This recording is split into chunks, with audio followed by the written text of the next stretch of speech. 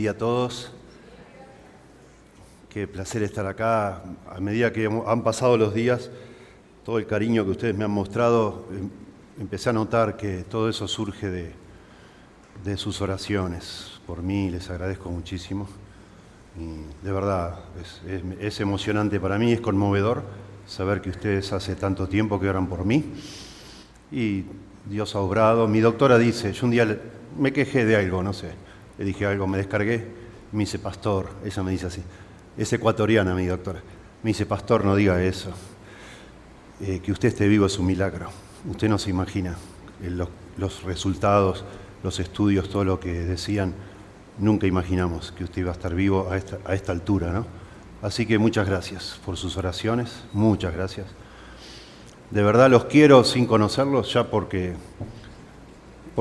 sé por Santiago y por otras personas que me han dicho de cómo tomaron tan en serio, ¿verdad? Mi salud, y eso para mí es hermoso porque ustedes tampoco me conocían. Ustedes comenzaron a orar incluso antes de saber ni quién era yo, solo porque Santiago lo compartió y eso es hermoso. Les doy muchas gracias. Estoy casado desde el año 88 con mi esposa Mónica. Tengo 3 hijos, uno se llama Joel, tiene 35 años. Mi hija se llama Carolina, es la esposa de Jonathan, que nos acompaña. Ayer él predicó sobre la santidad de Dios. Él es mi yerno. No se imaginan el orgullo que yo tenía ayer de escuchar a mi yerno predicar también. Digo, bueno, ya me puedo morir tranquilo. La iglesia en Lobos está en buenas manos, del Señor por supuesto, pero nos ha dado Dios un regalo hermoso teniéndolo a Él. Gracias, Jonathan. Jonathan está casado con mi hija Carolina, tienen 4 hijos, o sea, tengo 4 nietos de él y 2 de mi hijo mayor. Así que tenemos 3 nenas y 3 nenes. Hasta ahora, por ahora, no cerramos la esperanza. Mi hijo, y un hijo menor que tiene 25, que se casó el año pasado. Y bueno, ya nos sorprenderá con algo, espero. Bueno, muy contentos, la vida. Dios nos ha dado una vida más que maravillosa. Es una bendición servir a Dios, estamos contentos, estoy también, por la enfermedad que Dios me ha dado, Él la está usando, y aunque Él no la use, está bien, Dios es bueno, es nuestra convicción, y trato de pensar lo mismo que pensaba Job, aunque Dios me matare, yo en Él esperaré. Hasta ahora Dios me ha dado la fe y la confianza, y espero nunca perderla, en que todo está bien. Dios sabe lo que hace. Yo espero que mi testimonio te bendiga a ti, si tienes alguna enfermedad media larga ya, que glorifiques a Dios. Yo no lo sé, Dios dirá. A lo mejor Dios evalúa mi vida y todo lo que he hecho para Él, y en este momento estar gozoso, a lo mejor sea lo más valioso que yo he podido hacer en mi vida para el Señor. Y buenísimo. Uno nunca sabe, ¿verdad? Así que bueno, muchas gracias, de verdad muchas gracias.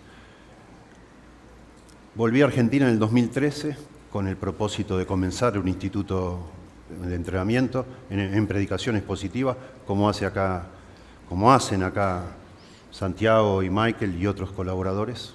Lo mismo, la misma visión, la misma pasión y la misma convicción de que la manera que la Iglesia de Jesucristo se ponga de pie y luche la buena batalla es trayendo de vuelta a los púlpitos la palabra de Dios pura. Ella es la que nos aviva, ella es la que nos entusiasma, no nuestros gritos, nuestros gestos, nuestro carácter, nuestra personalidad. Lo que trae vida a la Iglesia es Dios, con su palabra. Dios está vivo y su palabra es viva y eficaz, y la manera de avivar una iglesia no es poniendo acá luces especiales, una máquina de humo, no sé, cosas por el estilo. Eso no trae vida a nadie. La vida viene de la palabra y confiamos de que acá, bueno, yo lo veo, ¿no? Lo estamos viendo. Y lo vemos en cada una de nuestras iglesias, de los que están acá, que Dios está haciendo algo maravilloso solo por nosotros subir y predicar la palabra. Spurgeon decía que él estaba convencido que la palabra de Dios es como un león enjaulado. Y dice, yo solo subo al púlpito, decía él, y cuando predico abro la jaula y nada más. y la palabra hace todo, sale y hace lo que tiene que hacer. Y esa es nuestra confianza. Y por eso hacemos conferencias, lo mismo hacemos en Lobos, y en España y en otros lugares, para que la gente vea. Una cosa que yo te diga, mira, la palabra sola penetra tu corazón y discierne y hace cosas que nosotros no sabemos cómo hacerlas.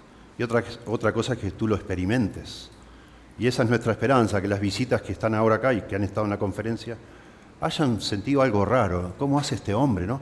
Y después sube otro y hace lo mismo, y otro, cada uno con distintas habilidades, distintas personalidades, pero es la palabra la que hace eso.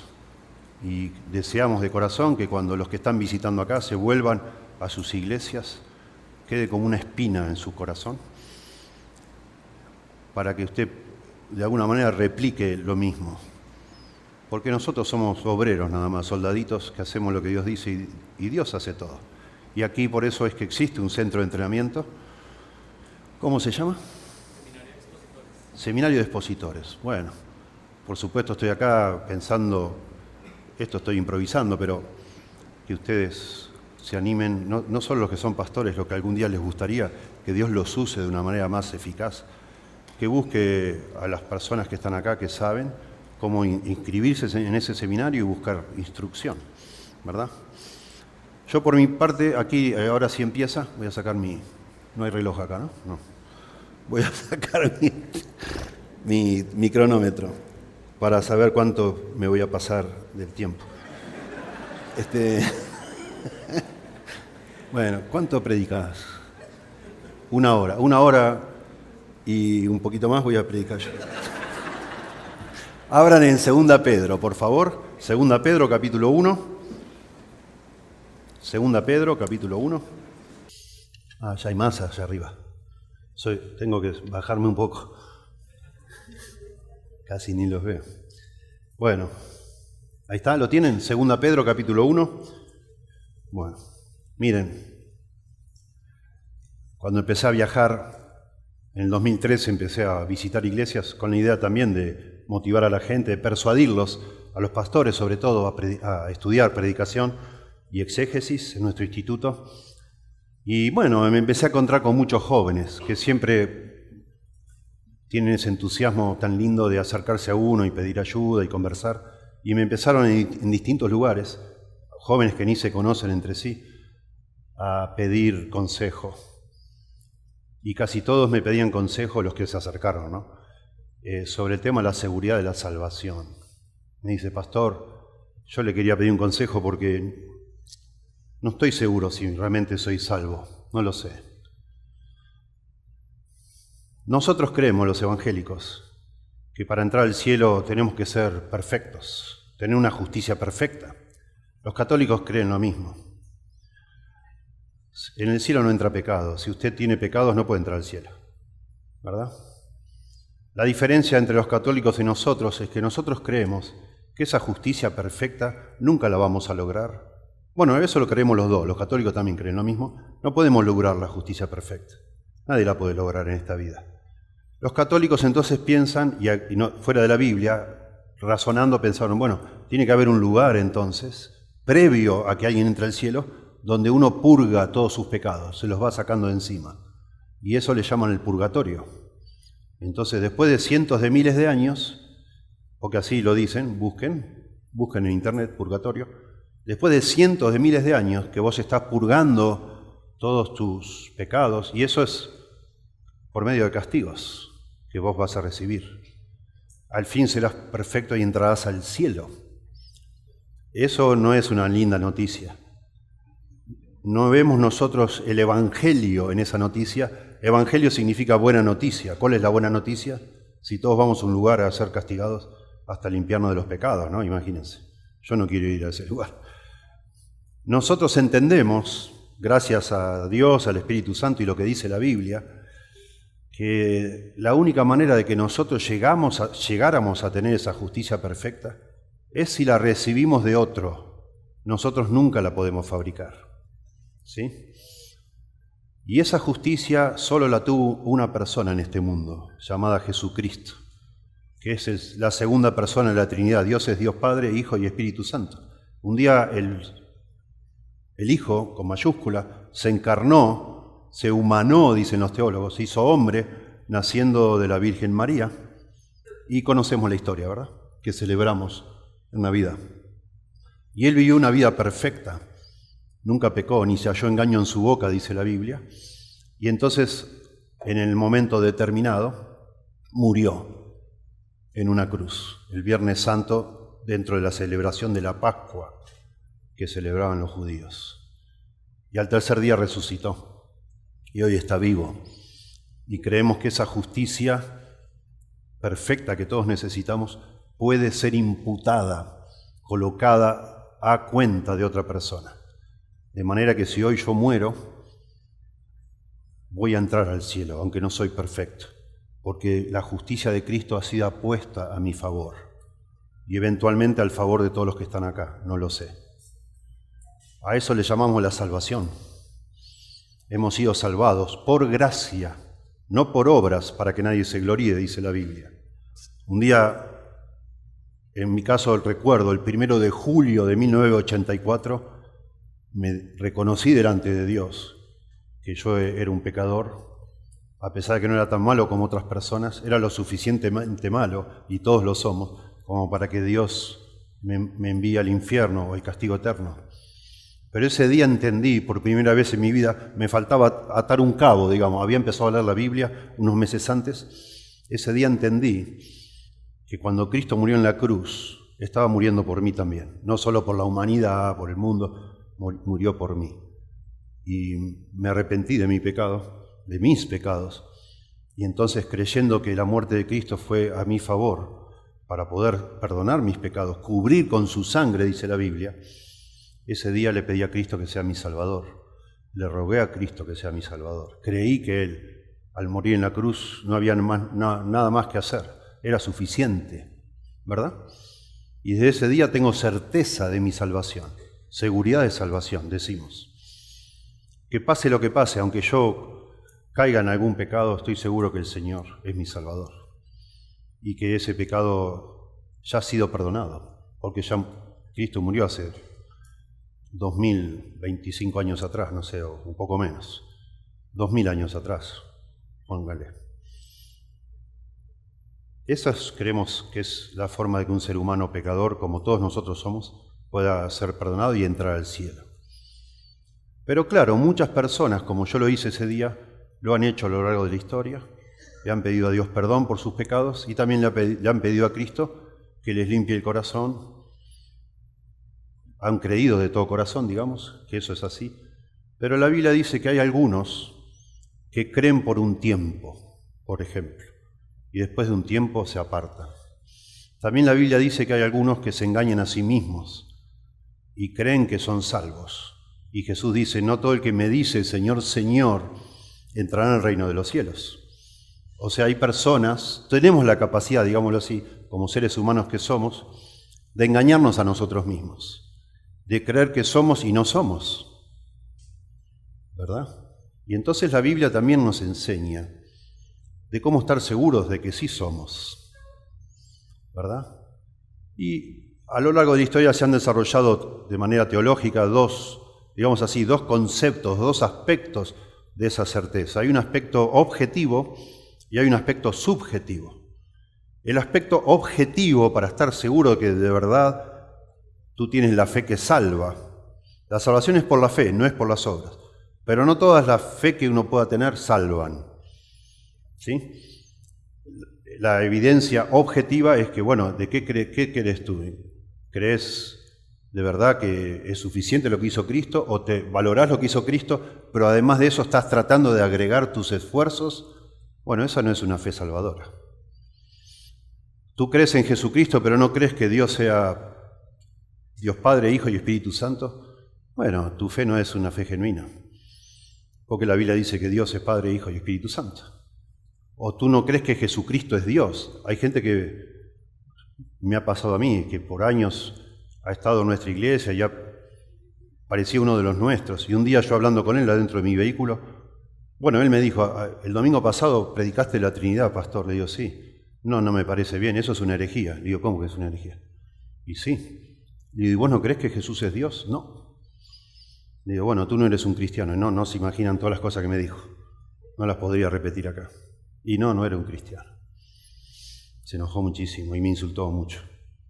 Y me amenazó también. Esa persona pensaba que tenía la fe salvadora, pero no la tenía. Eso es objetivo, el aspecto objetivo. El aspecto subjetivo son los frutos de nuestra vida. ¿Sí? No todo el que me dice Señor, Señor entrará al reino de los cielos. En aquel día algunos me dirán, dice, Señor, en tu nombre hicimos milagros, en tu nombre echamos fuera demonios. Y yo os diré, apartados de mí, hacedores de maldad, nunca os conocí.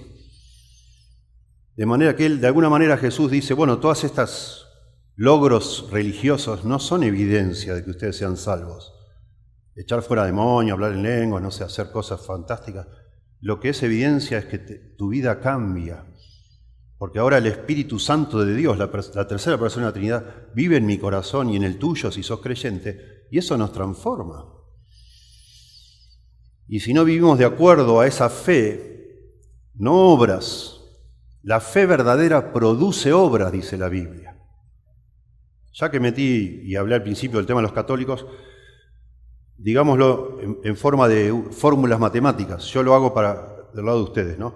Una ecuación, digamos, tenemos ciertas cosas que sumamos igual un resultado, ¿no? La Iglesia Católica y otras religiones, incluso otros grupos cristianos, dicen que la salvación es tener fe en lo que hizo Jesús más hacer obras, igual salvación. Nosotros pensamos, por lo que leemos en la Biblia, que eso es un engaño y en todo caso una herejía y algo que te vas a perder para siempre. Porque si vos a tu fe le agregás obras, significa que no estás confiando en Cristo. Porque le agregás algo, como si lo que hizo Cristo no alcanzara y vos lo tenés que completar, imagínate. Si la salvación fuera por nuestros esfuerzos, Jesucristo nunca hubiera venido al mundo a salvarnos. Ya habría un camino establecido. No es el caso. Nuestra manera de ver esta fórmula es fe en lo que hizo Cristo, en la persona y la obra de Cristo, fe solamente, igual salvación más obras, es decir, las obras están del otro lado del signo igual, ¿verdad? Entonces, volviendo a mis viajes y los jóvenes que me decían, no tengo seguridad de salvación, no estoy seguro si soy un creyente. Y por causa de mi primera experiencia empecé a hacer una pregunta todas las veces. Por las dudas, le digo, no te conozco, pero por las dudas. ¿Vos estás mirando pornografía? Me dice, sí. Yo no creo que vos pudieras tener seguridad de salvación. O sea, falta algo en la ecuación, ¿verdad? Dice que tiene fe, cree que ha recibido la salvación, pero no está haciendo buenas obras. Vive con culpa. Y bueno, es imposible. Porque te está faltando algo en esa ecuación y decís, bueno, no sé por qué, pero no creo. No me parece que tengo el Espíritu Santo en mi corazón porque no veo el poder de Él obrando en mi vida. Y creo que eso se aplica no solo para personas que tienen ese hábito, esa adicción, para otras personas también. Una persona que vive luchando con la ira, y como pastores conocemos gente que tiene un problema con la ira, que rompen celulares, rompen puertas, están trabajando y tiran herramientas y cosas por el estilo. Y la persona te habla y también te dice, a veces no sé si soy creyente, porque parece que me transformo, soy el demonio de Tasmania, no sé. Me vuelvo loco, me pongo loco y peleo y discuto y me tengo que ir a casa, dejo las cosas en el trabajo y me voy a casa a tranquilizarme un rato, porque rompo todo y después lo tengo que volver a comprar. Yo pierdo dinero, me decía. Sí, porque tiene herramientas caras esa persona. Las rompe. Y es conocido ya en todo nuestro pueblo. Y a mí hasta me da vergüenza decir, yo soy su pastor. Qué loco que es, me dicen, qué loco esta persona, ¿no? Y bueno, en eso andamos. El punto es que si usted es honesto consigo mismo, todos tenemos la tendencia a autoengañarnos. Si usted es honesto consigo mismo, puede ser que haya cosas en su vida, sobre todo pecados que se repiten y se repiten y se repiten, y usted parece que siempre está en el mismo lugar, que no crece. Yo le digo que lo más probable es que usted no tenga seguridad de salvación, sienta que no, realmente Cristo no está en su vida, ¿verdad? Y creo que este pasaje de 1 Pedro 3, porque está en esta carta, sabemos que está el contexto, hay falsos maestros que están caracterizados por vivir una vida sensual y por, de alguna manera, persuadir a sus discípulos, los engañan, entre otras cosas, mostrando una forma más fácil de vivir una vida cristiana que está orientada hacia la lujuria, la lascivia, los deseos de la carne, ¿sí? Y eso genera en discípulos, por supuesto, destruye la fe de los creyentes. Y parece que Pedro, aquí en capítulo 1, eso lo habla de los falsos maestros en capítulo 2, pero parece que aquí en el capítulo 1 está ayudando a los creyentes a cómo tener certeza de su salvación. Y vamos a tratar de exponer estos pasajes a partir del verso 5, pero quiero primero que leamos bien desde el verso 3. Vamos a leer juntos. Dice, porque todas las cosas que pertenecen a la vida y a la piedad. Frenamos un poquito. Pedro tiene un estilo de escribir muy particular. Se la pasa haciendo pares y te empieza hasta a causar gracia de cómo él explica las cosas haciendo dos palabras. Todo el tiempo, noten acá. Todas las cosas que pertenecen a la vida y a la piedad. Ahí hay un par. Nos han sido dadas por su divino poder, mediante el conocimiento de aquel que nos llamó por su gloria y excelencia. Son muy similares, por su gloria y excelencia. Dos cosas de nuevo, por medio de las cuales nos ha dado preciosas y grandísimas promesas, para que por ellas llegaseis a ser participantes de la naturaleza divina, habiendo huido de la corrupción que hay en el mundo a causa de la concupiscencia. Y entonces aquí lo que quiero empezar a enseñar, verso 5. Vosotros también, creyentes, poniendo toda diligencia por esto mismo, añadida a vuestra fe virtud, a la virtud conocimiento, al conocimiento dominio propio, al dominio propio paciencia, a la paciencia piedad, a la piedad afecto fraternal y al afecto fraternal amor. Porque si hacen ese esfuerzo, si estas cosas, toda esta lista le llama la escalera de las virtudes, ¿no? Si todas estas cosas están en vosotros y abundan, un par ahí de nuevo, no os dejarán estar ociosos ni sin fruto en cuanto al conocimiento de nuestro Señor Jesucristo. Contraste, pero el que no tiene estas cosas, la lista que leímos, tiene la vista muy corta, está ciego, habiendo olvidado la purificación de sus antiguos pecados. Por lo cual, hermanos, tanto más, procurad hacer firme vuestra vocación y elección. Ahí hay otro par. Pues porque haciendo estas cosas no caeráis jamás. Y verso 11 asombrosamente agrega, porque de esta manera os será otorgada amplia y generosa entrada en el reino eterno de nuestro Señor. Amplia y generosa, otro par. Entrada en el reino eterno de nuestro Señor y Salvador Jesucristo. Lo que quiero hablar esta mañana es sobre nuestra certeza de la salvación. Y lo que yo veo en este pasaje es que la única manera de que nosotros tengamos certeza de la salvación sin engañarnos a nosotros mismos es haciendo un esfuerzo sostenido para crecer.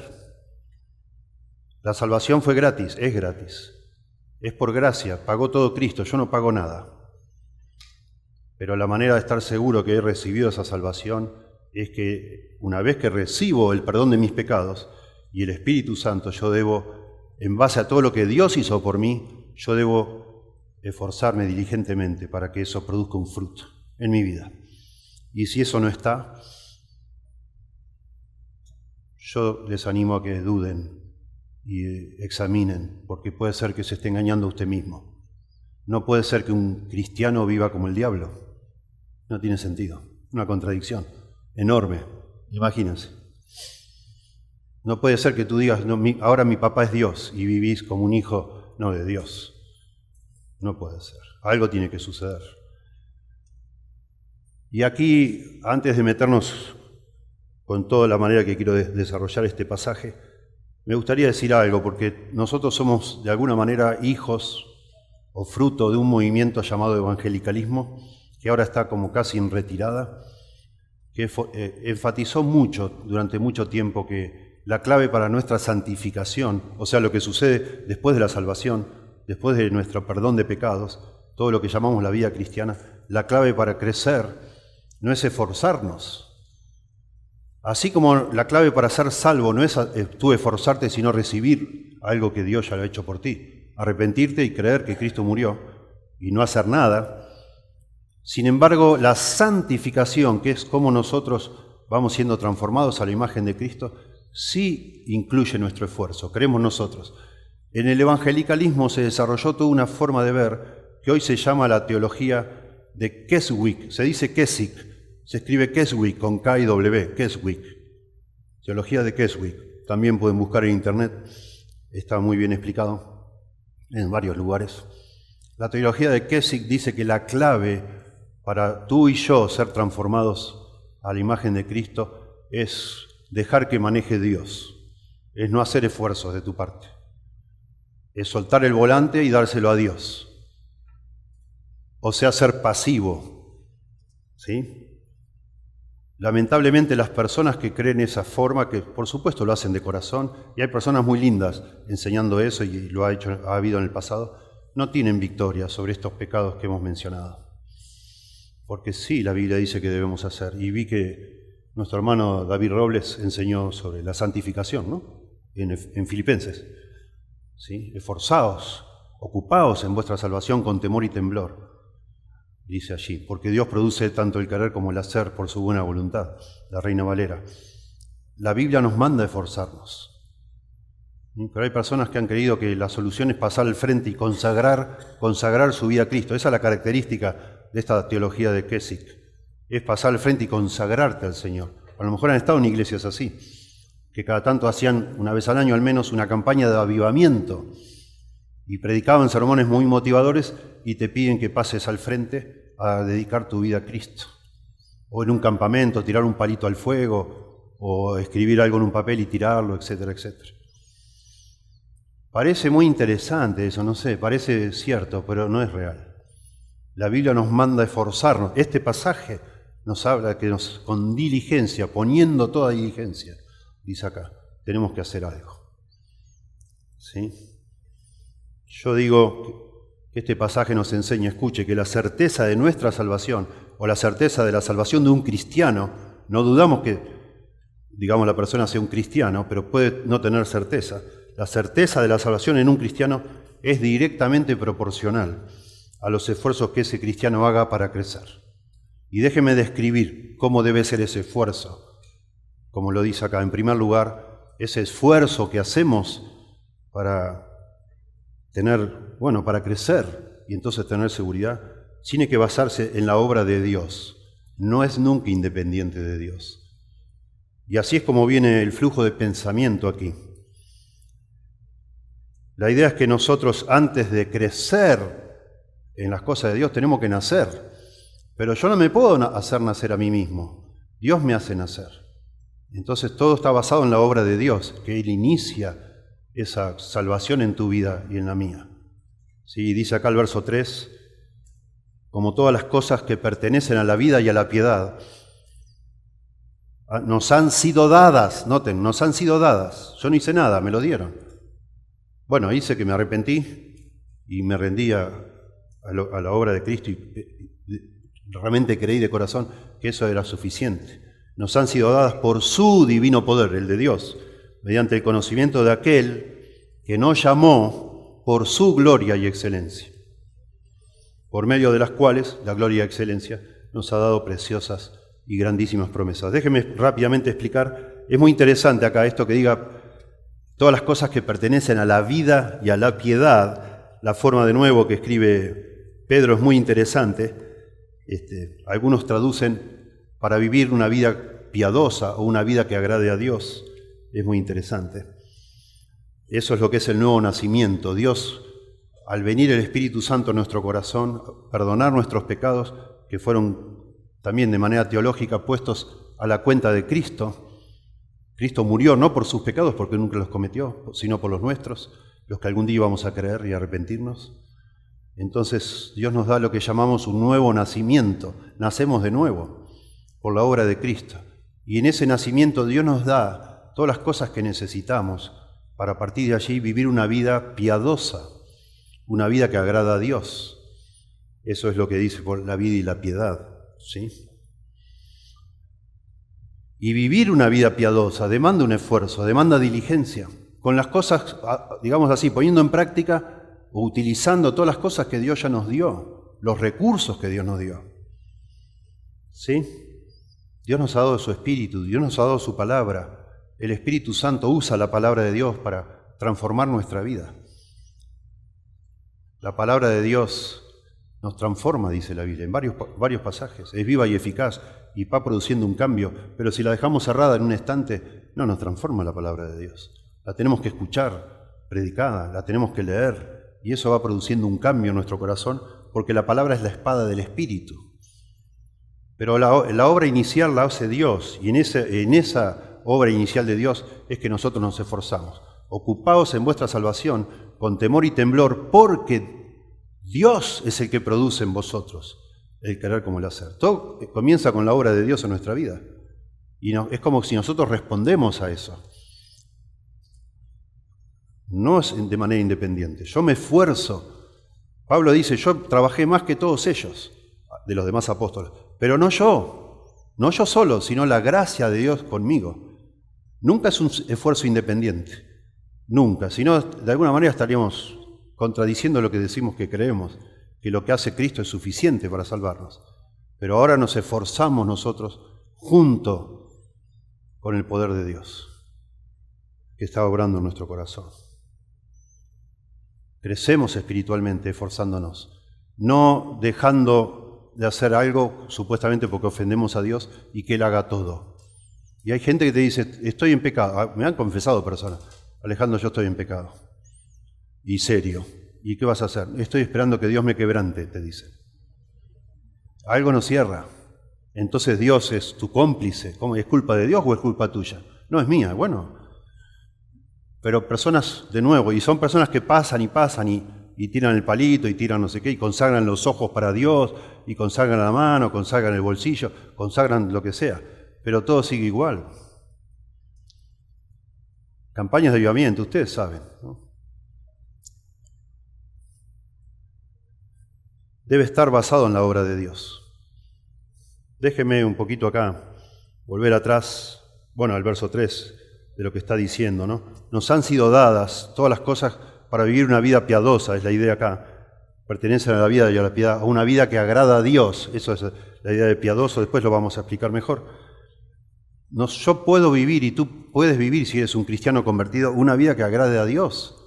Y obviamente que si estás tirando herramientas, rompes la puerta, le das piñas a la pared, no sé, o estás mirando pornografía o haciendo cosas que no corresponden, o manejándote de manera imprudente con una persona del sexo opuesto, siendo que eres casado con otra persona, cosas por el estilo. Esa vida no es una vida piadosa. Pero Pedro nos dice que sí podemos tener una vida piadosa. Ya no hace falta ni ir a una campaña para pedir más del Espíritu Santo o más de nada. Dice que todas las cosas, ya se nos dio todo. No tenés que buscar más.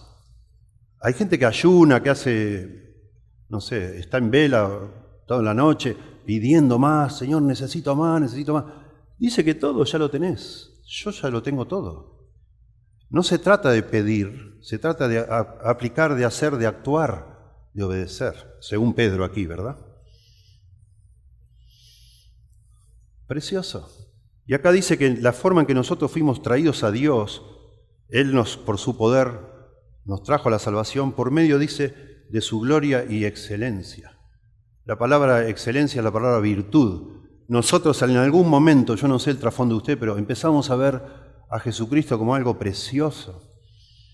Algo pasó leyendo las Escrituras, escuchando sermones, que empezaste a ver que la virtud de Cristo es el ser humano más maravilloso que jamás existió. Y empezás a admirar a Cristo. Y un día te das cuenta que esa persona que habló las cosas más maravillosas que un ser humano jamás dijo, en realidad no vino a darnos clases. Él vino a morir. Él es el Cordero de Dios que quita el pecado del mundo.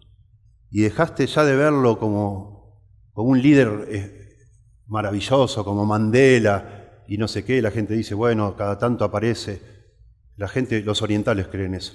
Y cada tanto aparece una persona que tiene cierta luz y son maravillosos y el mundo está lleno de ellos, etc. Jesucristo vino a ser el Salvador, muriendo en nuestro lugar. Y Dios nos salvó por medio de esa persona que es gloriosa y excelente, llena de virtud, que nos conmovió y nos trajo a la fe. Por medio de su vida y obra recibimos ese perdón, su vida y muerte, por medio de la cual nos ha dado, de la gloria y excelencia, preciosas y grandísimas promesas. Bueno, la promesa de salvación es la más grande promesa que jamás alguien pudo haber escuchado. Sabiendo Dios tu maldad, la mía, aún así Cristo murió por ti y por mí. Para que por ellas, estas preciosas y grandísimas promesas, llegases a ser participantes de la naturaleza divina. Dios está obrando en nosotros para transformarnos a la imagen de Cristo. El mismo Dios que creó el universo mora en tu corazón si sos un creyente y en el mío. Eso es algo grandísimo, precioso. No sé si conoces alguna historia más maravillosa, más preciosa que la que un Dios santo, justo, santo y lleno de gracia venga a este mundo a buscar a personas que no merecen nada, solo un castigo. Y en vez de nosotros recibir ese castigo, Dios castiga a su Hijo, matándolo en la cruz, para que nosotros no recibamos ningún castigo, para poder perdonar todos nuestros pecados y para que podamos vivir con la certeza que si morimos vamos al cielo. Y si yo muriera hoy, entrar al cielo y alguien en la puerta me dijera, ¿por qué te tengo que dejar entrar al cielo? Bueno, soy un pecador. Bueno, pero acá no entra pecado. Sí, está bien, pero déjame terminar, le diría yo. Soy un pecador, pero Jesucristo murió por mí. Estoy revestido de la justicia de Cristo. ¿Sí? Y eso es precioso. Y voy a llegar a ser participante, digamos, en la glorificación, que es la tercera parte de lo que se llama la salvación. Primero es la justificación, perdón de pecados. Después nuestra vida es la santificación, donde vamos siendo transformados a la imagen de Cristo. Y finalmente estaremos libres de todo pecado y seremos semejantes a Él, dice la Biblia. El día que lo veamos, seremos semejantes a Él. Y acá dice, en nuestra Reina Valera, y yo voy a arguir de que esto puede estar equivocado en cuanto a la forma que lo traduce. Habiendo huido, como si algo que pasó, ya pasó, de la corrupción que hay en el mundo a causa de las concupiscencias. Allí la palabra es epitumías. La idea, esta palabra concupiscencia la inventó Agustín, un hombre, un teólogo de un poquito antes de la Edad Media. La idea de las epitumías en griego o concupiscencias en español ahora son deseos muy intensos que tenemos en el corazón. Puede ser por cosas buenas o puede ser por cosas malas. Deseo que de alguna manera nos controla. Como en 2 líneas antes, o bueno, un poquito antes dice corrupción, sabemos que se refiere a deseos pecaminosos, intensos que todos tenemos. Habiendo huido de la corrupción que hay en el mundo a causa de las concupiscencias. A mí me parece que acá Pedro nos está dando una pista, porque después habla de las concupiscencias de los falsos maestros. Yo creo que toda la lista que sigue de lo que debemos hacer después de nuestra salvación tiene que ver con cómo luchar con esas concupiscencias, cómo tener seguridad en nuestra salvación, porque ya hemos podido, de manera bíblica, poner a las concupiscencias, que hasta el día de hoy las tenemos, en su lugar, digamos. Una persona dominada por sus concupiscencias no tiene seguridad de salvación. De manera que es muy importante aprender cómo hacerlo. Noten cómo traduce la otra versión, la Nueva Versión Internacional. ¿Para qué? Tenemos el para qué, en el griego está el para qué. Para que ustedes, luego de escapar, noten cómo invierte acá la traducción, y estuve mirando en el griego y es posible. Para que ustedes, a propósito, venía hablando de nosotros, venía hablando Pablo, después véanlo. Y ahora habla de ustedes, ya no Pablo ya está fuera. Porque Pablo ya no está luchando con sus concupiscencias. O por lo menos luchará, pero no está vencido por ellas. Para que ustedes, luego de escapar de la corrupción que hay en el mundo, noten, luego de escapar, Acá lo traduce como si ya hubiéramos escapado, habiendo huido, dice la Reina Valera. Acá dice, luego de escapar de la corrupción que hay en el mundo, debido a los malos deseos, concupiscencias, lleguen a tener parte en la naturaleza divina. Muy interesante. Entonces, un creyente para tener seguridad de salvación debe luchar, debe esforzarse, basado en lo que ya hizo Dios, ¿sí? En la Biblia se suele decir que sobre cada imperativo tiene que haber anteriormente algún indicativo. Yo hago algo, Dios me manda a hacer algo, pero siempre está basado en algo que ya se ha hecho por mí, lo que Dios ha hecho. Nunca es aparte de Dios. En segundo lugar, este esfuerzo por crecer se basa no solo en la obra divina, sino en segundo lugar, busca virtudes específicas. Muy interesante esto. No nos deja Dios tratando de adivinar, bueno, ¿y qué hago? Acá lo dice. Noten cómo dice. Vosotros también, verso 5, poniendo toda diligencia, esfuerzo sostenido, por esto mismo, y acá, perdónenme, vuelvo para atrás por un detalle precioso, por esto mismo, ¿a qué se refiere por esto mismo? ¿A que Dios nos ha dado todo lo perteneciente a la vida y la piedad?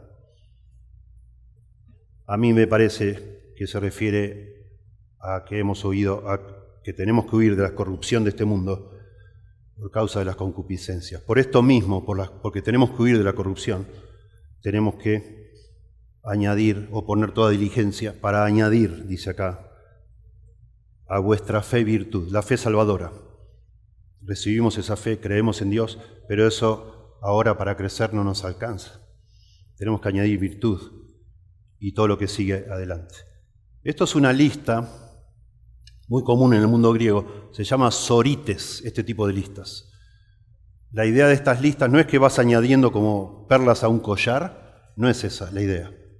No es una lista arbitraria tampoco, esto está inspirado por el Espíritu Santo. Es más la idea como de un telescopio, que vas una porción, digamos así, es prerequisito para que suceda la siguiente, y la siguiente, y la siguiente, y la siguiente. Esa es la idea de un sorites. Y eso es lo que está diciendo acá.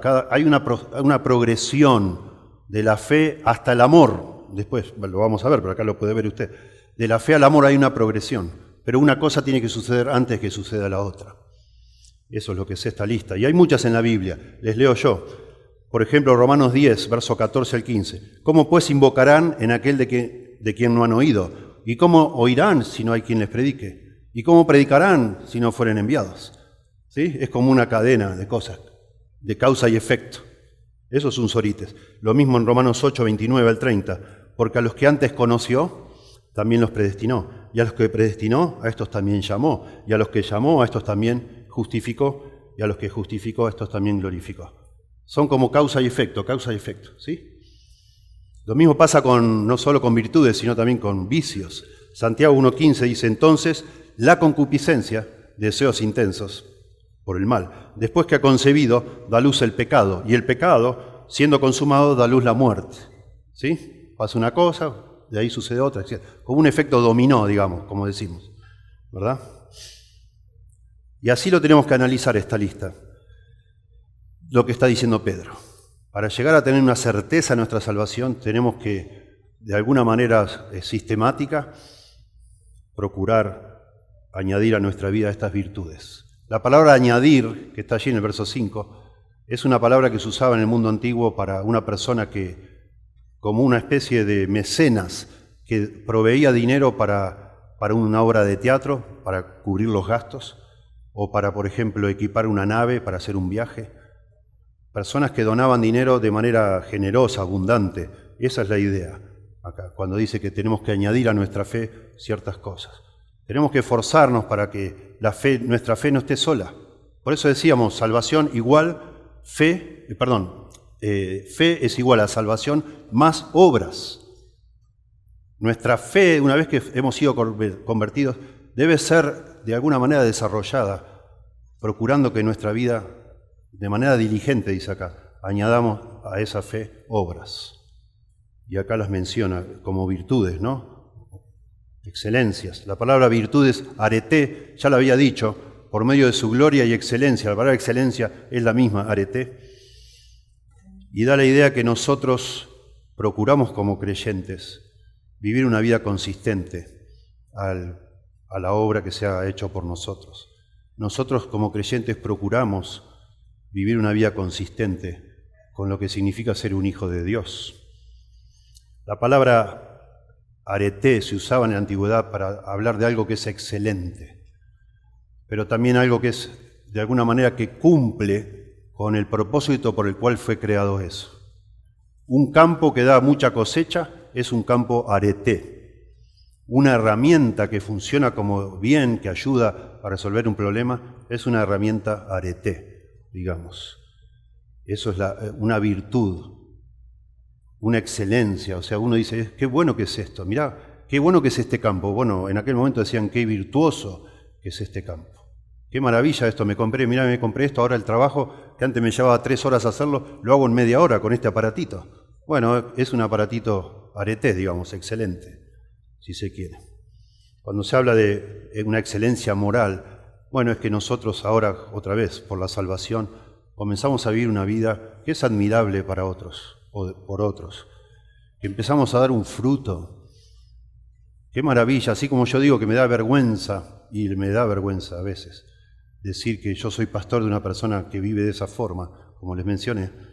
Bueno, a la vez me produce lo contrario cuando alguien de nuestra iglesia, o comento que alguien va a nuestra iglesia y me dice, este chico era la piel de Judas antes. Con razón, no sabía que iba a tu iglesia. Y le digo, sí, Dios está obrando en su vida, sí, ya lo creo, ya lo he visto, cómo cambió. Este chico no respetaba a nadie, ahora es un chico formal, ¿verdad? Etcétera. Obedece a sus padres, trabaja, se levanta temprano, etcétera. Eso es virtud. Hace lo que una persona se supone que debe hacer, ¿sí?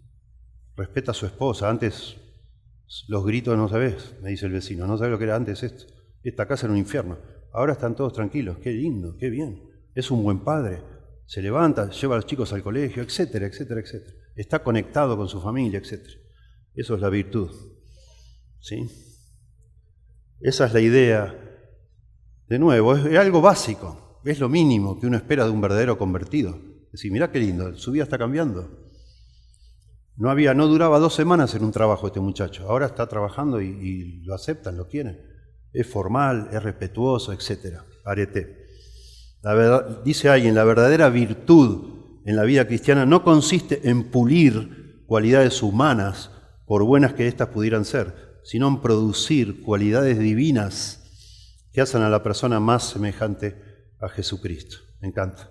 Empezamos a vivir una vida diferente porque está Dios en nuestro corazón. En segundo lugar, conocimiento. Con eso tampoco alcanza, hay que agregar a esa virtud conocimiento. Hay 2 palabras acá en el contexto para referirse a conocimiento. Una tiene que ver con una experiencia práctica de algo, conocer por la experiencia. Se menciona acá en el verso 2 y 3, dice que por el conocimiento, ¿no?, hemos llegado a la fe. Y ese es un conocimiento creciente, completo. Lo que se usa aquí en este caso, que es la palabra gnosis, en el otro caso era epignosis, más intensivo. Acá es conocimiento práctico, discernimiento. Se refiere este gnosis a la capacidad de una persona práctica de manejar la vida con éxito. No es llenarnos la cabeza de información, volvernos unos teólogos, sino que quizás la palabra que más se acerca del idioma hebreo es la palabra sabiduría, ¿sí? Es comenzar a ser sabios. Y lo vemos y es precioso, y usted podría contar seguramente después de su salvación, uno empieza a tener sabiduría que antes no tenía. Empieza a ahorrar dinero, empieza a no gastar en tonterías, si no tiene, ¿no? Y empieza a vivir una vida distinta, va agregando conocimiento. La Biblia nos hace más sabios, dice que 7 que saben aconsejar, no sé, o mezclé 2 versículos quizás. La Biblia nos hace más sabios que las personas que nos han enseñado a nosotros. La Biblia hace sabio al sencillo, dice en un salmo. Un creyente va creciendo en su virtud y va creciendo en su conocimiento práctico, la capacidad de manejar la vida. Es lo opuesto, escuchen esto, este conocimiento es lo opuesto a estar pensando tanto en cosas celestiales. discutiendo. Los hombres somos mandados a hacer para este tipo de filosofías y cosas. Y ahí uno va a una reunión, hay varios hermanos, varias parejas, y están las mujeres ahí en la cocina hablando de cosas prácticas. Y los hombres discutiendo en el living sobre la vaca lazana, las langostas en Apocalipsis, ¿qué pensás vos? ¿Vos qué decís? ¿Vos sos supralapsario o infralapsario? Y están discutiendo, que vos decís, muchachos, paren. Las mujeres de ustedes nunca se van a acercar a esta mesa, porque ustedes están hablando de otro idioma. ¿Qué sirve ese conocimiento? Ese conocimiento no sirve para nada de cosas de esta tierra, sinceramente. O sea, no va a cambiar tu vida, no te va a hacer nada. Al contrario, yo creo que y todas estas teorías conspirativas, saliendo ya de la Biblia, ¿no? Son, por lo general, una persona que está fascinada con las teorías conspirativas, por lo general, y perdónenme bueno, tómenlo como mi opinión, yo los veo como unos vagos tremendo. Deja de hablar y anda a trabajar. Tanta charla y charla, eso es puro orgullo. Y así es el perezoso. El perezoso, ahora sí, lo cito bien, se cree más sabio que 7 que saben aconsejar. Anda a trabajar, deja de hablar. Y en este contexto, bueno, un verdadero creyente que va a crecer en la vida y no se va a quedar siempre en el mismo lugar, es una persona que trata de ser virtuosa y trata de añadir conocimiento poco a poco a su vida, de manera que vaya cambiando. Pastor, ¿qué dice la Biblia sobre mi negocio? ¿Cómo puedo hacer que mi negocio esté en línea con la palabra de Dios? Ese conocimiento queremos. Pastor, ¿sabe algún libro de la vida cristiana en el hogar? ¿Cómo hago ahora que soy cristiano con mis hijos? Yo ya me convertí de grande, mis hijos son medio rebeldones, ya no me respetan. ¿Cómo hago para recuperar el respeto de ellos? Esas son las preguntas que debemos hacernos los creyentes. Sinceramente, debemos pensar en eso, para crecer, para cambiar. De eso está hablando acá. Necesitamos ese conocimiento, y la Biblia fue escrita para darnos ese conocimiento. Y es maravilloso. Qué lindo una persona, a veces cuando uno ve en la iglesia una persona que viene de un trasfondo de cierta ignorancia. Son casi analfabetos muchos de ellos. Pero leen la Biblia con esa sed de aprender a vivir. Y al poco tiempo lo ves una persona así, que viene de un trasfondo muy, muy triste, a veces siendo más sabio que alguien que ya tiene 2 títulos universitarios. Que su orgullo no le permite bajar ese nivel simple y aprender lo que necesita. Y le gusta filosofar y hablar de cosas. Por favor, eso no sirve para la vida cristiana, por lo menos. En tercer lugar, a ese conocimiento hay que sumar dominio propio. Encrateia es la palabra. Tiene que ver con los deseos, justamente, con las concupiscencias, con nuestros deseos y pasiones. El dominio propio es la capacidad de dominar eso, de controlar, de encauzar, de tener victoria sobre esas pasiones que son de alguna manera las que se exacerban en esta cultura, en este mundo en que vivimos. Esta virtud del dominio propio tiene que estar guiada por el conocimiento, ¿sí? Lo que venimos hablando, esta excelencia que buscamos, de alguna manera ese conocimiento práctico nos ayuda o alimenta nuestro deseo de tener dominio propio, de ya no ser esclavo de tantas cosas que antes nos esclavizaban, sino ahora ser amo de eso y evitar, ser práctico también, decir, no, acá no tengo que estar. Personas te dicen, no, pastor, me metí en un lío, ¿y cómo fue? Y no sé, no tendría que haber ido a esa fiesta. Pero obvio, si tuvieras el conocimiento bíblico, ya sabés que ahí no te tenés que meter. Porque dice, huid de las pasiones juveniles, huid de ciertas cosas. Ese es el conocimiento que necesitamos, ¿sí? En estas cartas de Pedro se habla de esto, y también Pablo lo hace todo el tiempo. Él habla de un atleta, ahora estamos con dominio propio, ¿verdad? Habla de un atleta que evita ciertas cosas, se abstiene de ciertos asuntos, se ejercita para la piedad. Pablo mismo dice que ponía su cuerpo en servidumbre y lo golpeaba a sí mismo para evitar tener tentaciones. Ese es el dominio propio. A ese dominio propio hay que agregar paciencia. Muy interesante, porque el dominio propio, en un sentido, nos ayuda a luchar contra las pasiones, y la paciencia nos ayuda a soportar las presiones, las tentaciones, los problemas, más que las tentaciones, los problemas de la vida, ¿sí? Tener paciencia nos ayuda a soportar las presiones, mientras el dominio propio tiene que ver con los placeres de la vida y nos frenamos porque tiene la capacidad de ahogar la palabra, de sacarnos de las cosas de Dios. A veces las pruebas, el sufrimiento, necesita ser de alguna manera controlado con la paciencia. La paciencia. Ven cómo se va desarrollando, una cosa va llevando a la otra, ¿sí? Una persona que se somete a los placeres de este mundo, por lo general, tampoco va a tener disciplina cuando vengan las pruebas para soportar, para manejar las presiones con paciencia. Es una persona que no ha aprendido a poner sus emociones al servicio de su voluntad, digamos. Y en todo cae y es voluble y es llevado de un lado al otro por todas las circunstancias de su vida. Y eso de nuevo es algo que, como todas estas cosas en la lista, se va desarrollando. Santiago habla de la paciencia, de cómo al final teniendo pruebas nos va desarrollando la paciencia. ¿Sí? Al principio de Santiago, capítulo 1, dice que las pruebas producen paciencia. ¿Sí? De manera que tenemos que ir desarrollándolo, tenemos que ir creciendo, añadir con toda diligencia, añadir a nuestra fe todas estas cosas, incluido la paciencia. Maravilloso. Trate de imaginar, no, estamos hablando de cosas prácticas para nosotros, no un estudio académico. Trate de pensar en estas cosas, vuelva después a esta lista y piense de qué manera, y incluso hasta, en todo caso, examine las veces que usted ha caído o se ha alejado de las cosas de Dios. Seguramente hay una de estas cosas que faltó.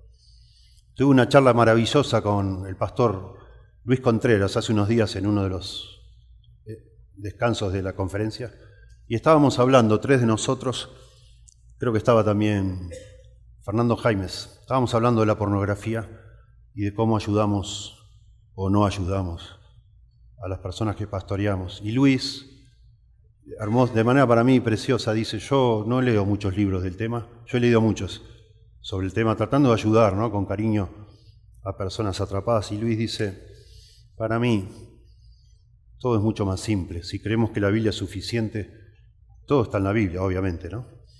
Y entonces él dice algo más allá de los pasajes comunes, ¿no?, de quitarte el ojo, cortarte la mano, etcétera, de mortificar las obras de la carne y también de no ser idólatras, Santiago 4. Luis dice, a mí me parece que si una persona, y lo he experimentado, dice, en cuanto a ayudar a otros, si realmente toma su Biblia cada mañana, ora, busca al Señor, busca el rostro de Dios, busca tener comunión con Dios, de manera muy simple, se congrega en una iglesia, ¿no?, lo que llamamos hoy los medios de la gracia, ¿no?, orar, leer la Biblia, meditar, participar en la iglesia, participar de los símbolos de la Santa Cena, el bautismo, etc. A mí me parece que una persona es consistente, de manera humilde, sencilla, pero repetida, consistente, va a tener victoria sobre estas cosas. Qué interesante, de alguna manera esta lista que está dando Pedro está apuntando a eso. Tenemos que sencillamente, de verdad, obedecer a Dios, ser virtuosos, a eso agregarle conocimiento, al conocimiento dominio propio, al dominio propio paciencia. Qué interesante, es como ser obedientes, sencillos, obedientes así como si nada, sin hacer grandes cosas, sin ser tan extravagante ni ser héroes. No se trata, sencillamente Dios ya te dio todo. Bueno, viví de una manera sistemáticamente y sencillamente haciendo lo que Dios te pide. Y agrega, las dos últimas partes de este sorites son bien significativas. Agrega el amor fraternal, noten, que es el amor entre hermanos. Después va a agregar el amor ágape, que es un amor más sacrificial. Pero es muy interesante porque tampoco se trata de vos encerrarte en tu casa o ir a hacer un retiro o en un convento porque, no sé, estás tan atrapado por una adicción quizás que decís, bueno, me voy a ir a vivir un tiempo en el monasterio allá, en tal lado, en la montaña.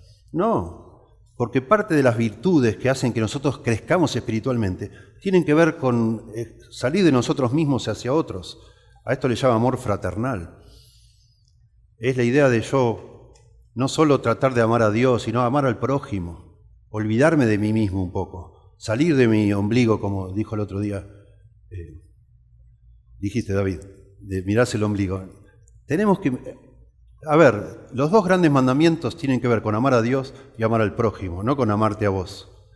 En la medida que vos podés considerar a los demás como superiores a vos mismo, servir a los demás, tener amor fraternal, más vas a crecer, más satisfecho va a estar tu vida, de tal manera que no busques satisfacciones por otro lado. Te llena de gozo, después que el Señor te salva a vivir pensando en los demás. Y finalmente, bueno, acá hay muchos versículos, ¿no?, del amor fraternal, finalmente, y este es el clímax de un Sorites, todo va llevando de menor a mayor a la meta. Es el amor, dice, y al amor fraternal, amor. Son palabras distintas en el original, ¿sí? El amor fraternal es la palabra Filadelfia, Filadelfos, el amor a los hermanos, ¿no? Y aquí es la palabra ágape, que ya introduce un concepto mucho más profundo, que es el sacrificio de uno. El amor aquí, ágape, es yo me niego a mí mismo para amar a Dios y amar a otros. Ese es el objetivo. Eso es lo que muestra fruto y madurez en tu vida y en la mía. Y ese, de alguna manera, es parte de la consejería que uno le da a alguien que está atrapado en algún tipo de adicción. Ya, deja de mirarte el ombligo. En serio. Pensá en los demás, conectate con los demás, ve a los demás como superiores a vos mismo, poné las necesidades de otros por encima de las tuyas. No seas tan egoísta. Por favor. Qué hermoso. Qué hermoso. Por supuesto que esto es imposible. Para una persona que no nació de nuevo, esto es impracticable. Necesitas al Espíritu Santo ayudándote. Él produce el querer como el hacer. Y entonces vos te esforzás en eso que Dios te impulsa y te confirma, porque te llenás de gozo. Qué bendición es ser un cristiano. Qué hermoso es tener estas virtudes en nuestra vida y seguir desarrollándolas con la ayuda del Señor y con su palabra. Una persona no creyente no va a poder hacer esto y le va a producir orgullo. Si logra alguna de estas cosas, se va a sentir un crack, un campeón. Bueno, un creyente verdadero podría llegar a hacer estas cosas y la gloria se la va a dar a Dios. Porque es Dios. Uno dice, no puedo creer lo que me cambió Dios a mí, ¿no? Yo no era así, yo era un egoísta, olvidate, era una basurita, como dice mi hijo usa esa palabra. Era una persona desagradable, yo creo, interiormente, nadie se daba cuenta, pero mucho egoísmo. Y Dios cambió eso. Y qué hermoso ver una persona de verdad, y eso es lo que nosotros decimos, qué persona devota, qué persona piadosa, y lo decimos cuando vemos que es capaz de morir a sí mismo para amar a otros. El amor final acá que dice. Porque tenemos la naturaleza divina, que dice acá Pedro, podemos crecer espiritualmente, podemos cultivar esta clase de carácter. Una persona que logra todas estas cosas es una persona de carácter, admirable. Y así debemos ser con la ayuda de Dios para vencer estas concupiscencias que nos rodean, ¿sí? Tremendo.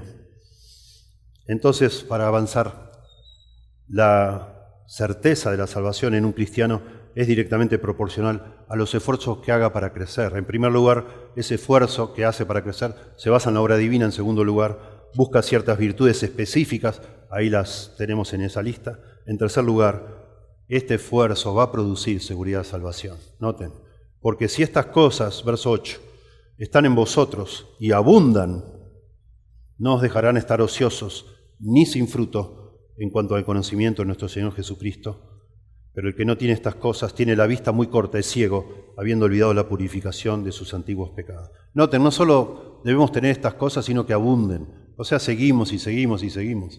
No es una tarea para el hogar, digamos, de los nuevos creyentes. Todos nosotros continuamos buscando la virtud, continuamos buscando el conocimiento, el dominio propio, la paciencia, el amor fraternal, el amor sacrificial. Todos seguimos buscando estas cosas. Todo el tiempo de nuestra vida. Y eso da gloria a Dios. Y eso nos hace semejantes a Cristo, por supuesto. Y eso nos da victoria sobre la tentación. Que es lo que de alguna manera comentaba Luis, que yo les menciono. Sencillamente, viví para el Señor, busca al Señor, y esos deseos de antes van a ir cada vez disminuyendo en algún sentido, porque tu vida está más alrededor de Dios que de ti mismo, de tus deseos, de tus pasiones. Y acá dice tremendo, ¿Por qué nos da seguridad de salvación? Porque si estas cosas no están en tu vida, toda esta lista de cosas, acá dice que por lo menos pasan 3 cosas.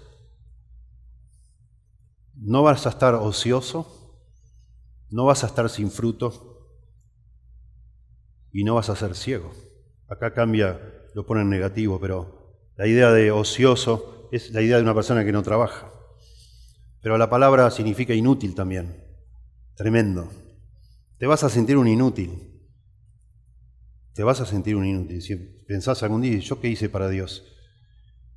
¿De qué recompensa se me va a dar en el cielo a mí? ¿Qué hice yo para las cosas de Dios? Nada. Soy un inútil.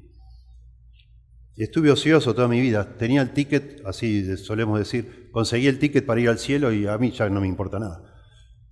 Bueno, probablemente no seas un cristiano, porque sí te debería importar, ¿no? Tratar de dar fruto, ociosos y sin fruto en cuanto al conocimiento de nuestro Señor Jesucristo. Siempre parece que te tenemos que seguir ayudando para dar el primer pasito. Nunca creces.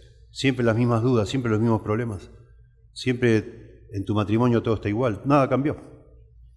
Inútil. No te estoy diciendo inútil, digo, es el concepto, ¿no? Inútil y sin fruto, dice acá. Casi no conoces a Cristo, no tenés muchos conocimientos, nunca te pusiste realmente a crecer en conocimiento, no te importó de verdad. Y estar ciegos, la idea acá es la falta de visión, la palabra que usa tiene que ver con ser miope, con no ver casi nada. Prácticamente no ves nada, espiritualmente miope, no entendés. Tenés una memoria pobre, dice acá, te olvidaste de tu antigua purificación de los pecados. O sea, ese momento, que es un instante cuando entendiste que Cristo murió por ti y te arrepentiste y le pediste la salvación. Ese es el día de la purificación de tus pecados. Ya te olvidaste de eso. Ya no sabes bien cuál es tu identidad. Dudás de todo. Qué tremendo. Los que no crecen, por lo general, los cristianos que no crecen, por lo general fracasan en todo. Viven frustrados. Y notablemente inversamente, yo conozco personas, y creo que todos los que somos pastores acá, que son gente sencilla, con pocas virtudes, digamos así, poco trasfondo, pocos estudios, y son personas que obedecen y que están procurando de manera muy humilde seguir al Señor, y son personas fructíferas, tienen fruto, Dios los usa, muchísimo los usa. Y es hermoso, y tienen gozo, y están seguros de que irán al cielo y en el cielo encontrarán personas las cuales ellos le hablaron y ven su familia y sus hijos caminan con el Señor, etc. Pero ellos no es que lo hicieron por tener muchas habilidades, solo por obedecer. Tremendo. La vista muy corta, como les decía, se refiere a ser miope. Por supuesto, dicen los especialistas, hoy todos sabemos de todo porque miramos internet, todo lo que es los videitos, etcétera. Todos sabemos, desde chicos se nos enseñaron que hay cosas que comemos que ayudan a que nuestra vista sea mejor, ¿verdad? Y está claro que en la medida que nos alimentamos nosotros, según lo que consumamos en cuanto a buscar al Señor en la Biblia, más vamos a ver, más conocemos del Señor, más claridad, más discernimiento tenemos, asombrosamente. Hay personas, de verdad, incluso conozco personas que conocieron la Biblia estando presos por años, y terminaban de leerla y empezaban de nuevo, terminaban y empezaban de nuevo, y así, se le pasaron años leyendo la Biblia y nada más. Y salieron de allí, se empezó a congregar en una iglesia y al poco tiempo le pidieron, ¿por qué no sos vos el pastor? Porque sabés más vos de las cosas de Dios que el pastor. Y al final echaron al pastor, lo echaron pero por otro problema, serio, por inmoralidad. Y él, este hombre, de nuevo, todos clamaron que es el pastor, dijo, no es bíblico, dijo él. Conoce la Biblia. Eso no es bíblico, yo no puedo ser pastor. Yo estuve preso. Yo no califico para ser pastor. Vamos todos a otra iglesia y todo el dinero que tenemos acá de las ofrendas, ofrendémoslo. Desolvamos esta iglesia. Acá nadie califica. Y así se hizo. Así se hizo. Y fue lo correcto. ¿Y de dónde sacó esa sabiduría este hombre? Que era un pandillero, porque era un pandillero, por eso estaba preso. De leer la Biblia. De leer la Biblia. Tremendo. Este esfuerzo produce seguridad de salvación. Dice acá, ustedes pueden ver el fruto en cuanto al conocimiento de Dios y se refuerza con lo que sigue. Este esfuerzo resulta en firmeza espiritual. Dice, por lo cual, hermanos, tanto más procurad hacer firme vuestra vocación y elección, porque haciendo estas cosas no caeréis jamás. Por lo cual es como una inferencia, por todo esto que venimos diciendo, hermanos, tanto más, me encanta ese tanto más. Además de todo lo que estamos diciendo, tenemos que, más todavía, procurad hacer firmes. Noten que nuevo es una orden y no dice que tires el palito, que nada. Ponete las pilas. Alguno de ustedes capaz que leyó un libro que se llama El secreto espiritual de Hudson Taylor. Eso es de la teología de Keswick. ¿Y el secreto espiritual cuál es? No ya yo. Así se llama. En español, no ya yo. No ya yo. ¿Qué significa eso? Según el libro, dejar que Dios haga todo. Cuanto más vos te separás, te corres, mejor es todo porque Dios hace todo perfecto y vos no haces nada. Nada que ver. Mirá acá lo que dice, procurad, haced firme. Vos, tu llamado, tu vocación y elección. Bueno, de nuevo, Pedro con sus cosas dobles, está el llamado a la salvación. ¿Cómo lo hago firme? ¿Cómo hago para estar firme y no dudar? Bueno, añadiendo aún más estas cosas. Aún más y más, sin decir, bueno, yo ya la leí una vez la Biblia, pastor. Seguí leyendo, seguí buscando, seguí negándote a vos mismo. Cada día, dice Jesús, cada día tomemos la cruz y muramos a nosotros mismos, cada día. Esta semana pasada fuiste humilde, bueno, la que viene, seguí negándote a vos mismo. A lo mejor la que viene explotás de orgullo, yo no sé, por lo humilde que sos, no sé. Pero tenemos que seguir y seguir todo el tiempo. Porque haciendo estas cosas, dice Pedro, no caeréis jamás. Noten ustedes, tremendo. No caeréis jamás. Hay aquí un secreto, de alguna forma, para estar firme espiritualmente. Y es lo que está diciendo Pedro. No es tan complicado, no es una ciencia de cohetes, como dicen en Estados Unidos. Es ser obediente sistemáticamente, nada más. Qué maravilla. Ser diligentes, poner esfuerzo en todo lo que estamos haciendo. Y de esa manera vamos a estar seguros. Si uno anda medio ciego, como dice acá, bueno, tropieza con todo. Y otra vez lo mismo, y otra vez. Y la manera es seguir creciendo y ver las cosas con claridad. No es nuestra profesión de fe, escuche esto, no es que usted un día haya levantado la mano, haya pasado al frente o haya dicho a alguien, o alguien le haya dicho a usted, bienvenido a la familia de Dios, hermano, qué lindo lo que hiciste. Eso no nos da seguridad de salvación. Lo que da seguridad de salvación es cómo progresamos luego que el Señor nos ha salvado. Y eso nos da firmeza, confianza en que realmente Dios está con nosotros. ¿Sí? Y finalmente, este esfuerzo, y asombrosamente, este esfuerzo recibirá recompensa eterna. Ya suficientes beneficios hay de tener certeza de mi salvación, no caer jamás, pero Dios quiere bendecirnos. Y dice el verso 11, a los creyentes, ¿no? Porque de esta manera os será otorgada amplia y generosa entrada en el reino eterno de nuestro Señor y Salvador Jesucristo. Qué maravilla, ¿no? Uno se pone a pensar, ¿qué significa amplia y generosa entrada? Que hay una entradita, hay una puerta de servicio, digamos, para algunos, y hay una puerta principal con alfombra roja, que es una amplia entrada en el cielo, ¿no? Bueno, de nuevo, amplia y generosa es una de estos dobles palabras que usa Pedro. La idea de generoso es la misma palabra acá de la que yo les decía de añadir, de esto de los millonarios o los hombres ricos en Grecia que daban dinero para una obra de teatro o para hacer un viaje con un barco. Esa es la idea, y siempre la idea habla de dar algo generosamente. Así como en la Biblia se habla de personas que van a ser salvas, así como por fuego, dice 1 Corintios 3, a los que no tienen fruto, como raspando, decimos nosotros, ¿no? Justito. Así también las personas que han procurado hacer algo con lo que Dios hizo por uno, dar fruto, esforzarse, trabajar. Esas personas, dice acá, le será otorgada, porque es un regalo ir al cielo, no es algo que uno consigue, ¿no? Acá está hablando de recompensas, no de que la clave para que tú seas salvo sea esforzarte. A esa persona, a estas personas que tratemos de vivir para Dios, se nos dará amplia y generosa entrada en el reino eterno de nuestro Señor Jesucristo. ¿No es maravilloso pensar eso? Es la situación opuesta del que está culposo. No, pastor, no sé, me siento una porquería, un gusano.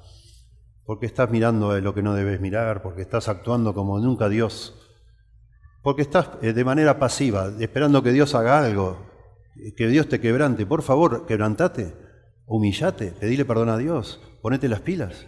Si sos salvo y aprovechá todo lo que Dios te dio. Y dejá de buscar que te den más. ¿Quién te va a dar más? ¿Para qué te van a dar más? Si lo que te dieron no hiciste nada. Aparte no te va a dar más, pues ya te dio todo, no hay más. Todas las cosas que pertenecen a la vida de piedad. Dejá de pedir. No es culpa de Dios que no te da lo que... ¿sí? Si vos sos una persona que no tiene fruto y acá hay sentados otros que sí tienen fruto, la diferencia entre usted y ellos es que ellos han obedecido. Ese fuego que se prende en nuestro corazón cuando entendemos que el Señor Jesucristo, el Rey de Reyes y Señor de Señores, murió por nosotros, murió por mí. Eso hace que uno quiera agradecer y vivir para Dios y amar a Dios dándole gozo. Amar a Dios otra vez, no para conseguir algo, sino como una respuesta a todo lo que ya Dios nos dio, que nos dio mucho más de lo que pedimos y entendemos. Entonces queremos vivir para Dios. Y claro, a uno le dio más talentos, a otro menos, según la parábola, pero todos, no importa la cantidad de talentos que te dio Dios, todos tenemos talentos. Todos debemos usar lo que tenemos para Dios, para crecer, para estar firmes en el Señor, para que cuando alguien nos vea a nosotros digan, wow, me gustaría conocer el Dios que vos tenés. Tremendo, ¿cómo cambiaste vos? Yo te conocí cuando vos vivías, andabas de lado en lado ahí, medio caminando borracho por todos lados. ¿Y ahora? ¿Qué pasó ahí? El Señor. Yo te conocí a vos cuando tu esposa sufría porque vos no te hacías cargo de tu hogar. Y ahora estás de a poquito tomando las riendas de tu familia. Qué lindo eso. ¿Y qué pasó? El Señor. Pero no vas a decir, no, porque me esforcé. No, yo no digo eso. Ni debemos decir eso, es gracias a Dios, que nos dio todos los recursos, pero nosotros los tenemos que usar. Oremos. Gracias, Señor, por tu palabra. Por favor, ayúdanos a ver, a profundizar en este pasaje, a pensar en todas estas frases, en los mandatos que hay aquí, que son dos. Que nos esforcemos con diligencia para añadir a nuestra fe todas estas preciosas características y que procuremos aún más, Señor, abundar en ellas. Por favor, ayúdanos, Señor, a entender. Yo te pido que ninguno de los que está acá desestime estos consejos, pensando que son muy simplistas, Señor, que en realidad el problema es nuestra desobediencia. Te ruego, Señor, que todos nosotros, los que ya somos tus hijos por todo lo que tú hiciste, podamos vivir de una manera fructífera, victoriosa, que obremos, trabajemos, nos esforcemos con diligencia para que estas cosas sucedan por tu gracia y misericordia. Y a los que aún no te conocen, Señor, por favor ayúdales a ver que no hay manera de ser justos delante de tus ojos si no es por medio de la justicia de Cristo que recibimos por la fe, Señor.